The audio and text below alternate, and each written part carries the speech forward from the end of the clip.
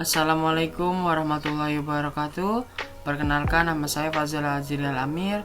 Saya dari Prodi Pendidikan Ekonomi kelas malam B dengan nomor NIM 1872150166. Di sini saya akan mempresentasikan hasil tugas saya dengan mata kuliah Filsafat Ilmu Pendidikan dengan dosen pengampu Ibu Eka Putri, SPD, MPDE.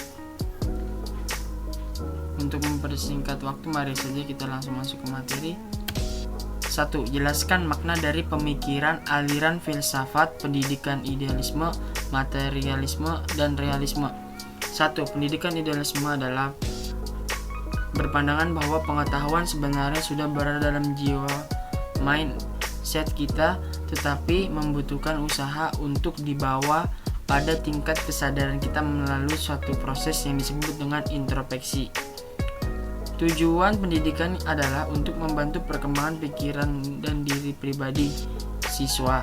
Sebab itu, sekolah hendaknya menekankan aktivitas-aktivitas intelektual, pertimbangan-pertimbangan moral, pertimbangan-pertimbangan estetis, realisasi diri, kebebasan, tanggung jawab, dan pengendalian diri demi mencapai perkembangan pikiran dan diri pribadi. Materialisme adalah berpandangan bahwa hakikat realisme dan adalah materi, bukan rohani, bukan spiritual atau supranatural. Yang ketiga, realisme. Pada dasarnya aliran ini berpendapat bahwa hakikat realitas adalah roh, jadi realitas adalah dualistik.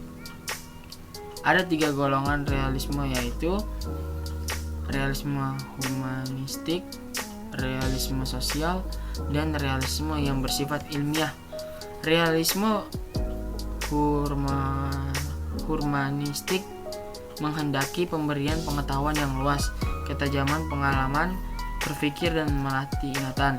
Realisme sosial berusaha mempersiapkan individu untuk hidup bermasyarakat, dan realisme yang bersifat ilmiah atau realisme ilmu menekankan pada penyelidikan tentang alam. Jelaskan makna aliran pemikiran filsafat pendidikan di Indonesia. Filsafat pendidikan merupakan ilmu filsafat yang mempelajari hakikat, pelaksanaan, dan pendidikan. Bahan yang dipelajari meliputi tujuan, latar belakang, cara, hasil, dan menganalisis secara kritis struktur dan manfaat pendidikan. Filsafat pendidikan berupaya untuk memikirkan permasalahan pendidikan. Salah satunya yang dikritis secara konkret di Indonesia adalah realisasi antara pendidik dan peserta didik dalam pembelajaran. Salah satu yang sering dibicarakan adalah pendidikan yang menyentuh aspek filsafat mengenai kebijakan pendidikan, sumber daya manusia, teori, kurikulum, dan pembelajaran, serta aspek-aspek pendidikan yang lain. Menurut saudara, bagaimana praktek pendidikan di Indonesia dalam perspektif filsafat pendidikan? Jelaskan dengan contoh. Menurut saya, antara filsafat dengan pendidikan ada sekali kaitannya, karena dengan adanya filsafat kita dapat mengupas tuntas sesuatu sampai ke akar-akarnya.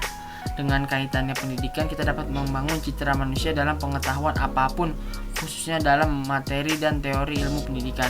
Contoh, dengan cara kita mengajar siswa atau murid sekolah, kita harus mengetahui cara, gaya, dan bahasa dan cara belajar yang paling diminati oleh siswa dan siswi tersebut, sehingga akan terciptanya keberuntungan antara sang guru yang mengajar dan menyampaikan ilmu kepada muridnya, dan murid pun merasa kemanfaatan ilmu yang telah diajarkannya. 4. Jelaskan yang dimaksud dari makna peningkatan kesempatan pendidikan yang adil bagi setiap warga negara. Tujuan negara Republik Indonesia adalah seperti yang termaktub dalam pembukaan Undang-Undang Dasar 1945 pada alinea keempat, yaitu untuk membentuk suatu pemerintahan negara Indonesia yang melindungi segenap bangsa Indonesia dan seluruh tumpah darah Indonesia, dan untuk memajukan kesejahteraan umum, mencerdaskan kehidupan bangsa. Selanjutnya, pemerintah Indonesia berkewajiban mencerdaskan kehidupan bangsa. Kemudian ditegaskan lagi dalam pasal 31 Undang-Undang Dasar 1945, tiap warga negara berhak mendapatkan pengajaran. Dalam rangka memperluas kesempatan untuk memperoleh pendidikan, perlu dilanjutkan usaha penyediaan fasilitas pendidikan untuk menampung anak-anak usia sekolah, sehingga dapat memfasilitasi warga negara haknya yang baik, mampu ataupun tidak mampu, semua berhak mendapatkannya, barulah terciptanya pendidikan yang sejahtera. Terima kasih. Cukup sekian presentasi dari saya. Kurang lebihnya mohon maaf. Wassalamualaikum warahmatullahi wabarakatuh.